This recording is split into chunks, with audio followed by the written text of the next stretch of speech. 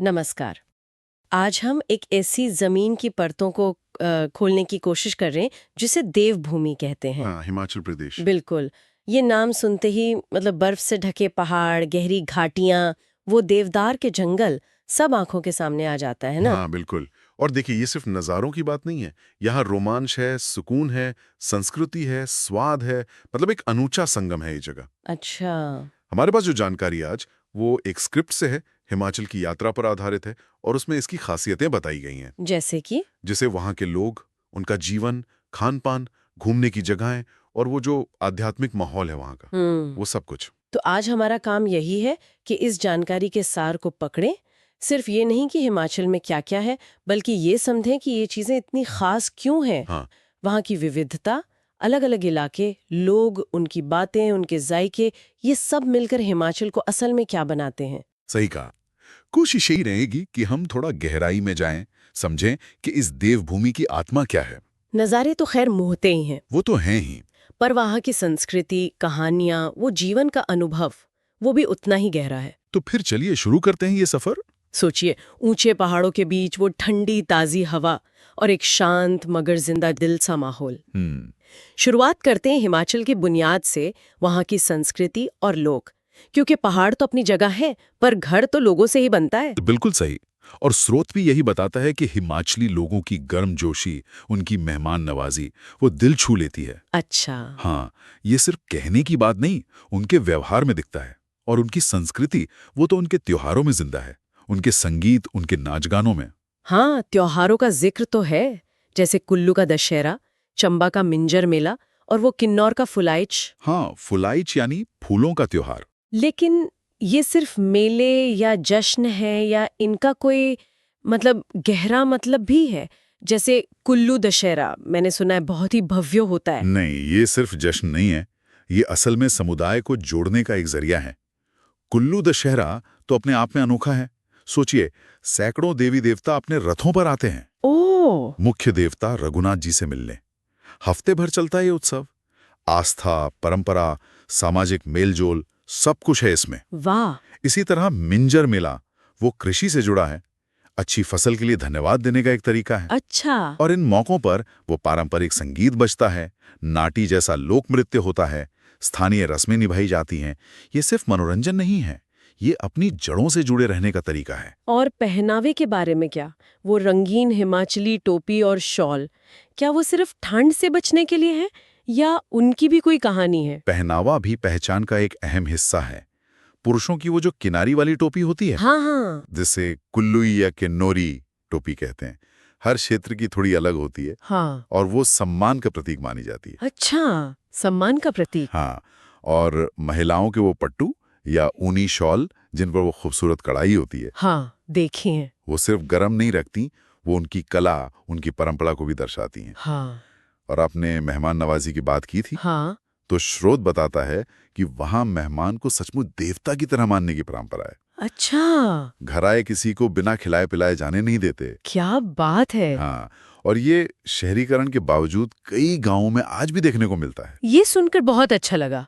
अच्छा, अगर संस्कृति लोगों में बसती है, तो लोगों की कहानियां उनके जीवन में। स्रोत में हिमाचल के गांव के धीमे सुकून भरे जीवन का जिक्र है।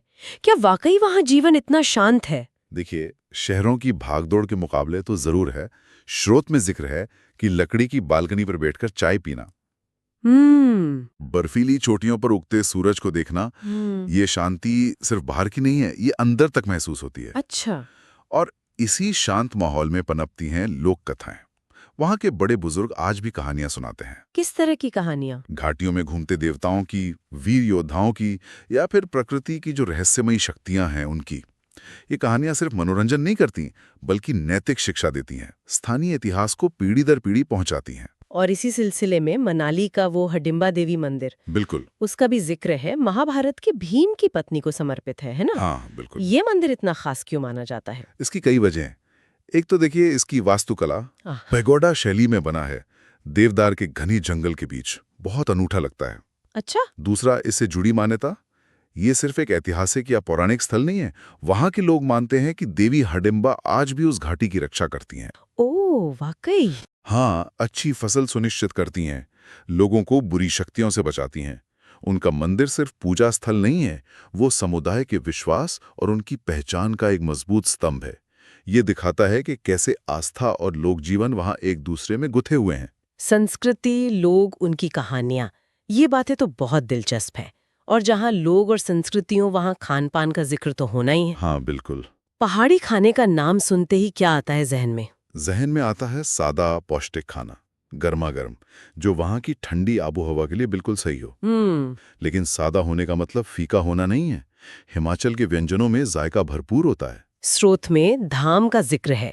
ये पत्तों पर परोसा जाने वाला पारंपरिक भोज, ये क्या होता है? थोड़ा बताएंगे इसके बारे में? धाम देखिए, ये एक अनुभव है, सिर्फ खाना नहीं। ये शादियों या त्योहारों पर परोसा जाने वाला एक विस्तृत शाकाहारी भोजन है। अच्छा, शाकाहारी। हाँ, ज्यादातर शाकाहारी। और इसे पारंपरिक रसोजे बनाते हैं, जिन्हें बोटी कहते हैं। जमीन पर पंक्ति में बैठकर पत्तल पर खाया जाता है। ओके, पत्तल पर। हाँ, इसमें कई तरह की दालें होती हैं, खासकर माँ की दाल। कढ़ी होती है, खट्टी सब्जियां होती हैं, चावल, और मीठे में अक्सर कद्दू का मीठा या चावल की खीर। वाह। इसका स्वाद तो अनोखा होता ही है, पर वो जो परोसने का तरीका है और एक साथ बैठकर खाने की परंपरा, वो इसे और खास बना देती है। ये सामुदायिक भोजन का एक बेहतरीन उदाहरण है। वाह, सुनने में ही मुंह में पानी आ गया। और सिड्डू और बबरू के बारे में भी लिखा है। हाँ, सिड्डू, ये एक तरह की स्टीम्ड बन या ब्रेड है। अच्छा, स्टीम्ड। हाँ, इसके अंदर अखरोट, खसखस या दाल की पिट्ठी भरी होती है। इसे गर्मा गर्म घी के साथ खाया जाता है। सर्दियों में तो बहुत पसंद किया जाता है। ओह, घी के साथ? हाँ, बिल्कुल। और बबरू जो है वो एक तरह की मीठी या नमकीन पूड़ी या कचौरी जैसी होती है। गेहूं के आटे से बनती है, नाश्ते या शाम की चाय के साथ अच्छी लगती है। अच्छा, और मांसाहारी विकल्पों में छह गोश्त का नाम है। और आजकल तो मोमोज और राजमा चावल भी काफी मिलते हैं वहाँ। हाँ, छह गोश्त मेमने की मांस से बनता है। उसे बेसन, दही और मसालों के ग्रेवी में पकाया जाता है। थोड़ा खट्टा मसालेदार स्वाद होता है। और हाँ, मोमोज और राजमा चावल तो अब हिमाचल में भी बहुत लोकप्रिय हो गए हैं, खासकर टूरिस्ट जगहों पर। वो तीखी चटनी के साथ गर्मा गर्म मोमोज खाने का मजा ही अलग है। सही कहा। स्रोत यही कहता है कि ये खाना महज पेट भरने के लिए नहीं है, ये सोलफुल है, मतलब आत्मा को तृप्त करने वाला। हाँ, ये बात सही लगती है। वो ठंडी हवा, खूबसूरत नज़ारे और उनके बीच गरम स्वादिष्ट भोजन, शायद यही वो तृप्ति का एहसास है। बिल्कुल। अच्छा, पेट पूजा तो हो गई। अब चलते हैं हिमाचल के उन आकर्षणों की तरफ जो दुनिया भर से लोगों को खींचते हैं। हाँ, पर्यटन स्थल। यहाँ के पर्यटन स्थल और गतिविधियां। स्रोत कहता है कि यहाँ हर मिजाज के यात्री के लिए कुछ ना कुछ है। तो एडवेंचर के शौकीनों के लिए क्या है खास? एडवेंचर के लिए तो हिमाचल जैसे स्वर्ग है, सच में। मनाली और उसके पास जो सोलंग वैली है, हाँ, सुना है। वहाँ पैराग्लाइडिंग है, ज़ोरबिंग है, और सर्दियों में स्कीइंग भी होती है। रोहतांग पास, जो अब अटल टनल से ज्यादा सुलभ हो गया है, हाँ, वो अपने आप में एक रोमांचक यात्रा है। वहां से पीर पंजाल रेंज के नज़ारे दिखते हैं, शानदार। अच्छा। इसके अलावा बीर बिलिंग, वो तो पैराग्लाइडिंग की दुनिया की बेहतरीन जगहों में गिनी जाती है। और ट्रेकिंग के शौकीनों के लिए तो अनगिनत रास्ते हैं। और जो लोग शांति और आध्यात्मिकता की तलाश में जाते हैं, उनके लिए धर्मशाला और मकलाउडगंज, ये परम पावन दलाई लामा का निवास स्थान है। हाँ, ये तो पता है। और भारत में तिब्बती संस्कृति का एक प्रमुख केंद्र भी है। वहां के नामग्याल मठ और दूसरे बौद्ध विहार, उनमें एक अलग ही शांति और सुकून का अनुभव होता है। वहां सिर्फ घूमना नहीं होता, वो एक तरह से आत्मचिंतन का अवसर भी देता है। और प्रकृति प्रेमी, उनके लिए तो ये पूरी जगह ही जन्नत होगी मेरे ख्याल से। हाँ बिल्कुल, प्रकृति प्रेमियों के लिए तो विकल्पों की कोई कमी ही नहीं है। शिमला है, अपनी औपनिवेशिक वास्तुकला और मॉल रोड के साथ आज भी लोकप्रिय है। हाँ, शिमला तो है ही। कुल्लू घाटी अपने सेब के बागानों और दशहरा उत्सव के लिए जानी जाती है। किन्नौर, वो अपनी अद्भुत प्राकृतिक सुंदरता, ऊंचे पहाड़ों और सतलुज नदी के नज़ारों के लिए मशहूर है। किन्नौर, हाँ। और फिर है स्पीति घाटी, एक उच्च ऊंचाई वाला ठंडा रेगिस्तान। उसकी वो बंजर सुंदरता, प्राचीन मठ, अनोखी संस्कृति, लगता है किसी दूसरी दुनिया में आ गए हों। ये तो मुख्य आकर्षण हो गए।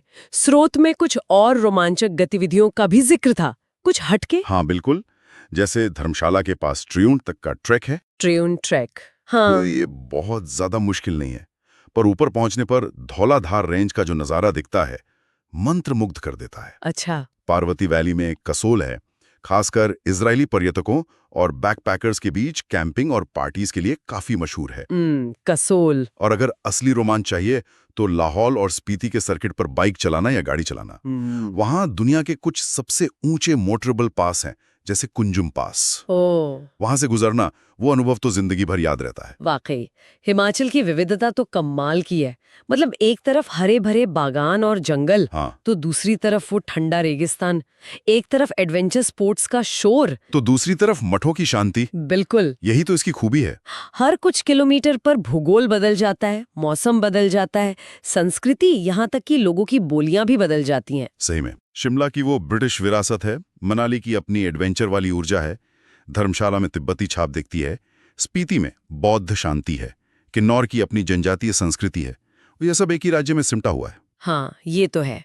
ये एक छोटे से क्षेत्र में जैसे भारत की विशाल विविधता का प्रतिबिंब हो। और इन सब विविधताओं को एक सूत्र में पिरोते हैं यहाँ के पहाड़। स्रोत कहता है कि हिमालय यहाँ सिर्फ पत्थर और बर्फ के ढेर नहीं है। नहीं, बिल्कुल नहीं। बल्कि पवित्र माने जाते हैं।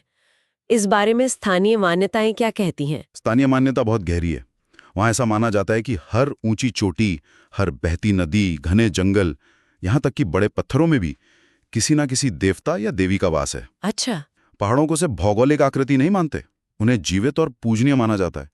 इसीलिए कई चोटियों पर चढ़ना मना है या वहां जाने से पहले स्थानीय देवी देवताओं की अनुमति लेनी पड़ती है। वो बर्फ से ढकी धौलाधार रेंज हो या शक्तिशाली पीर पंजाल श्रृंखला, इन्हें सिर्फ देखा नहीं जाता है, इन्हें महसूस किया जाता है। शांत बहती ब्यास या सतलुज नदियां, ये सिर्फ पानी का स्रोत नहीं है, ये जीवनदायिनी मां मानी जाती हैं। स्रोत में ये भी कहा गया है कि हिमाचल में घूमते हुए एक साथ शांति और ऊर्जा दोनों का अनुभव होता है। ये सुनने में थोड़ा विरोधाभासी लगता है, पर शायद यही सच है। ये बिल्कुल सच है, और शायद यही हिमाचल का जादू है। एक तरफ प्रकृति की वो विशालता, शांति, स्थिरता, वो आपको शांत करती है, आपके मन की उथल-पुथल को कम करती है। हाँ। दूसरी तरफ पहाड़ों की वो भव्यता, वो ताजी हवा, वहां के जीवन की जीवटता, वो आपको एक नई ऊर्जा से भर देती है। सही। ये अनुभव आपको प्रकृति के साथ एक गहरा, लगभग आध्यात्मिक सा जुड़ाव महसूस कराता है। शायद इसीलिए इसे देवभूमि कहते हैं, क्योंकि यहाँ प्रकृति आपको दिव्यता के करीब ले जाती है। तो इस पूरी चर्चा से साफ है कि हिमाचल प्रदेश सिर्फ एक घूमने फिरने की जगह नहीं है, बल्कि ये अनुभवों का एक पूरा खजाना है। हाँ, बिल्कुल। यहाँ रोमांच है, सुकून है, संस्कृति है, स्वाद है, आध्यात्मिकता है, मतलब हर किसी के लिए कुछ न कुछ मौजूद है। निश्चित रूप से ये एक ऐसी जगह है जहाँ कुदरत की महानता और इंसानी रिश्तों की गर्माहट वो एक साथ मिलती है। चाहे आप बर्फ से ढकी चोटियां देखें, या किसी गांव में रुककर स्थानीय लोगों से बात करें, या किसी मठ की शांति महसूस करें, या किसी त्योहार का हिस्सा बने, हर अनुभव आपको कुछ न कुछ देकर जाता है। स्रोत के आखिर में एक दिलचस्प सवाल उठाया गया है कि पहाड़ बार बार बुलाते हैं। हाँ। सोचने वाली बात है, ऐसा क्या है इस देवभूमि में जो लोगों को अपनी तरफ खींचता रहता है? क्या ये सिर्फ नज़ारों की सुंदरता है, या वो रोमांच और शांति का दुर्लभ मिश्रण जिसका हमने जिक्र किया? ये एक गहरा सवाल है, और मुझे लगता है इसका जवाब शायद हर किसी के लिए अलग होगा। किसी को शायद पहाड़ों की चुनौती खींचती है, वो ट्रैकिंग, वो एडवेंचर का नशा हो सकता है। किसी को शहरों के शोर से दूर वो शांति और सुकून भाता है। किसी को वहाँ के लोगों की सादगी, उनकी गर्मजोशी अपना बना लेती है। हाँ। और किसी के लिए ये एक आध्यात्मिक यात्रा बन जाती है। ये सोचने लायक बात है कि कैसे एक ही जगह इंसान की अलग अलग तलाशों को पूरा कर सकती है। सही कहा। रोमांच की प्यास भी बुझा सकती है और मन की शांति की खोज भी पूरी कर सकती है। शायद इसका असली जवाब तभी मिलता है जब कोई खुद वहां जाकर उन पहाड़ों की आवाज सुनता है।